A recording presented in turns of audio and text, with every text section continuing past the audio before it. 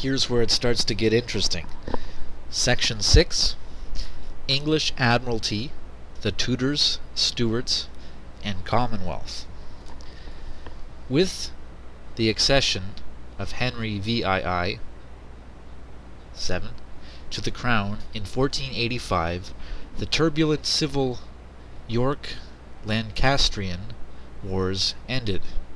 The strong Tudor leadership of Henry VII, Henry VIII, and Elizabeth I, who died in 1603, required centralized royal power and drive for efficiency through the clutter of medieval institutions, a privileged aristocracy, and divisive local interests.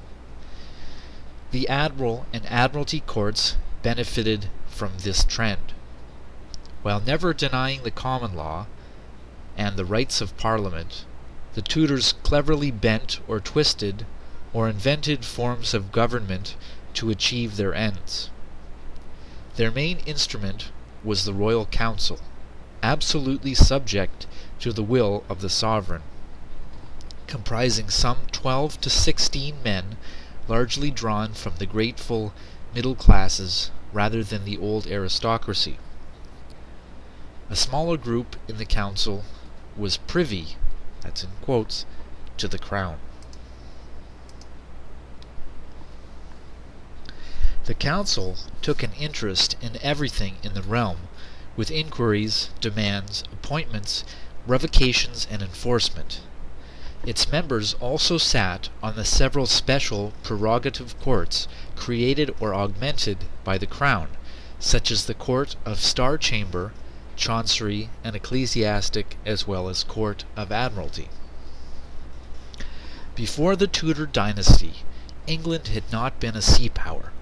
Most of its overseas trade had been in the hands of foreigners. The Tudors built a staunch navy and merchant marine, encouraged overseas exploration for the wealth of the colonies, and came into conflict with the fleets of Spain and the Netherlands. The increase in cases of piracy, prizes, reprisals, and merchant claims made Admiralty Court a suitable instrument for the expedient royal disposition of maritime cases. In 1524, records for the court began to be kept and jurisdiction was extended to merchant shipping cases. With less cumbersome procedures than in common law, cases and quick recourse to a well-known body of maritime rulings, the Admiralty Court specifically enlarged its jurisdiction in 1541 to include contracts made abroad, charter parties, and such matters as delay or non-delivery of cargo, negotiable bills of lading, insurance, and general average claims, negligence in navigation, and failure to provide a seaworthy ship. At the beginning of the 17th century, however, England endured a political struggle between the Crown and Parliament. The end of the popular Tudor dynasty, which wittingly or not had fostered parliamentary growth and independence, was followed by the Stuart reign of James I and Charles I. They unfortunately lacked the skills of combining royal rule and its prerogatives with the acknowledgement of parliamentary powers, and never gained the respect or love of the people held for the Tudors. The new or enlarged courts created by the Tudors and the Privy Council to enhance the royal power threatened the common law courts, their entrenched lawyers and judges, and the prerogatives of Parliament, whose role was most justified by the common law itself. In the larger political context, the issue was not destruction of either the Crown or Parliament, but supremacy. With regard to the judiciary, it meant supremacy of the common law courts over the royal or civil courts. The strongest and most vociferous advocate of the common law was Sir Edward Coke, 1552 to 1634. Through his efforts as advocate, judge, and legal philosopher, coupled to the rising resentment to the autocratic Stuarts, the jurisdiction of Admiralty was greatly reduced. Nevertheless, after 1632, the court still retained cognizance over contracts made and torts done on the sea or abroad, maritime liens for building, repairing, or supplying a vessel, and suits involving freight, wages, and charter parties for overseas voyages. The special place of Admiralty in the English legal system law was not without its advocates. The eminent jurist Richard Zouche studiously pointed out the long history of maritime law and its international character with its regular practice on the European continent. He would have assigned to the Admiralty courts any cause, business, or injury whatsoever that had been done in or upon or through the seas and on rivers and streams within the flowing and ebbing of the tide or below the first bridge of the river. But the independence of the Court of Admiralty was doomed. Civil war in England led to the execution of Charles I. Under the Commonwealth of England, 1649 to 1660, the office of the Lord High Admiral was abolished entirely. After the restoration of the Stuart dynasty with Charles II, the jurisdiction of the Court of Admiralty was narrowly restricted to piracies, offences of masters and mariners, prizes, and reprisals on the high seas. Only contracts actually made and to be executed on the high seas were left to Admiralty jurisdiction. All other matters, even charter parties and contracts, when made on the land or even on the sea, when not in their own nature maritime, would be judged by the courts of the common law.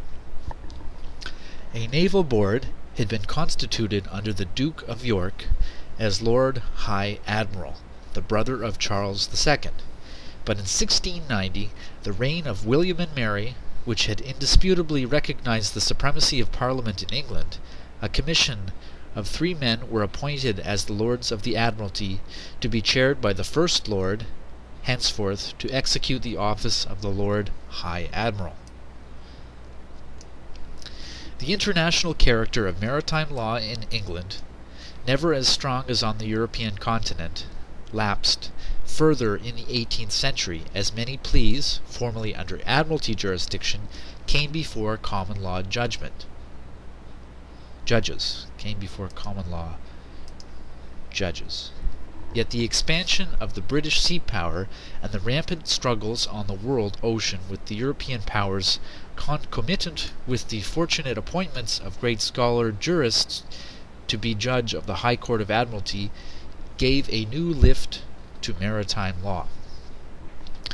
William Scott, born in 1745, made a peer as Lord Stowell in 1821, began an academic career, then studied law, and was called to the bar in 1780. He decided to follow the civil rather than the common law. Following a number of successful appointments as advocate and judge, he became the judge of the Admiralty Court in 1798. In this capacity, and especially due to the prolonged Napoleonic Wars at sea, Lord Stowell virtually shaped and settled the law of prize in Great Britain with consummate literary skill as well as logical legal principles. Of special note was his view that the prize court was essentially a court of international law, albeit under the authority of the British Crown. In judgments that involved captures, blockades, contraband, and the rights of duties of neutrals or belligerents at sea, he developed a systematic view of the law of nations to be applied to maritime affairs that had great influence upon the jurisprudence of many states in the 19th and 20th centuries. His judgments in many cases, such as bottomry and salvage, provided new foundations for maritime law in subsequent years. During his tenure as judge of the High Court of Admiralty, moreover, the first regular series of law reports from this court appeared. The defeat of France in 1815 and the dominance of the British war fleets and commercial shipping on the world ocean thereafter led to further use of the High Court of Admiralty. Between 1840 and 1868, a series of enactments definitely enlarged the jurisdiction of the court to include suits regarding possession and title of ships, claims with respect to ship mortgages, claims for building, equipping and repairing a ship, claims for ship services and salvage, both on the high seas and within a county, claims over every damage done by a ship, claims for wages and disbursements due from a ship, and so forth. Period. Moreover, in 1868, county courts were given admiralty jurisdiction for modest claims within their land district and extending out to 3 miles from shore. But the separate organization and status of the High Court of Admiralty, standing apart from the ordinary contracts of justice, was soon ended by the Supreme Court of Judicature Act of 1873. Under the Act, a single High Court of Justice was created for civil law, divided into the Queen's Bench, Chancery, Common Pleas, and Exchequer, and Probate, Divorce, and Admiralty. Henceforth, common law and equity were to be applied by all divisions, ending the rivalry between courts and judges, especially as any judge of the High Court of Justice could serve in any of the divisions. In 1880, a reorganization of the High Court of Justice transferred both the Common Pleas and Exchequer divisions to the Queen's Bench Division. Then, in 1970, the Administration of Justice Act further reorganized the divisions of the High Court into the Queen's Bench, where Admiralty cases now go, Chancery and Family. Period. Any judge of the High Court may serve in any division, but there tends to be specialization in subject matter, such as Admiralty. The High Court generally deals with cases involving more than £50,000 or very important issues. The county courts are competent to handle all other cases, including issues of Admiralty. From the High Court of Justice, appeals may be made to Single Court of Appeal in London. I read that sentence again. From the High Court of Justice, appeals may be made to the Single Court of Appeal in London, and possibly, but rarely above, to the Lords of Appeal in ordinary. Legal specialists and lifelong members of the House of Lords.